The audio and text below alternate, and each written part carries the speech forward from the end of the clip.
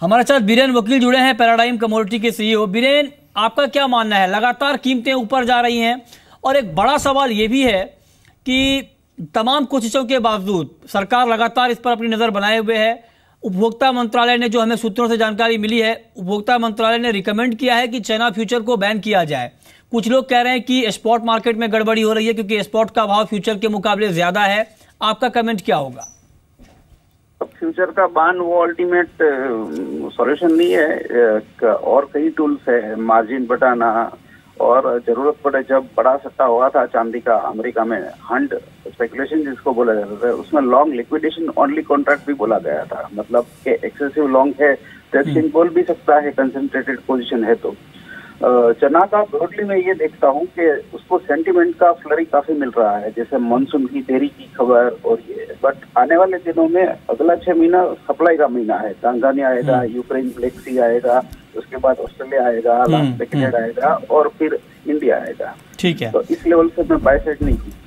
ठीक है, हमारे साथ पुखराज चोपड़ा जुड़े हैं ग्राउंड रिपोर्ट बताने के लिए। पुखराज, एक बड़ा सवाल चने को लेकर यह भी है कि जो उत्पादन के अनुमान आए हैं उसमें बड़ा अंतर है। सरकार का मानना है कि 75 लाख टन के आसपास उत्पादन हो सकता है, जबकि निजी एजेंसियों का यह मानना है कि 50 लाख टन से ज्यादा उत्पादन संभव नहीं है। इतना बड़ा गैप उत्पादन के अनुमान में, इसकी वजह क्या आप देख रहे हैं? देखिए, ये निजी कंपनियां जो भी होती है वो कोई ग्राउंड का सर्वे पूरा करवाती नहीं है, इसलिए उस सर्वे को मानना तो उचित नहीं होगा। जहां तक सरकार की सर्वे की बात है, उसको हम कम बेस कर सकते हैं कि 5-10% का फर्क हो सकता है। तो मुझे लगता है कि उसका विस्तृत क्षेत्र है अपना सरकार का, तो वही उसी के नजदीक ये चना का उत्पादन रहना चाहिए।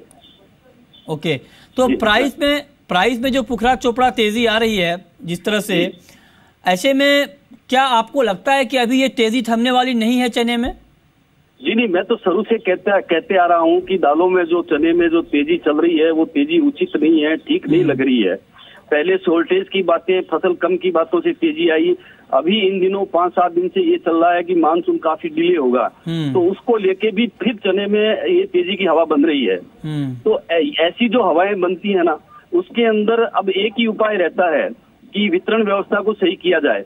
जहाँ तक इसमें चने के वायदा की ओर की बात है, तो मार्जिन जो लगाया हुआ है एक्सचेंज ने 45% एडिशनल मार्जिन लगा दिया है।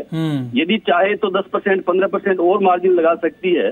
उसके बावजूद भी तेजी नहीं थमती है, तो सरकार को सोचना होगा कि क्या उपाय करें। ठीक है, बीरेन वकील, बिल्कुल संक्षेप में आप प्राइस को अगले 1 महीने में कहाँ पर देख रहे हैं?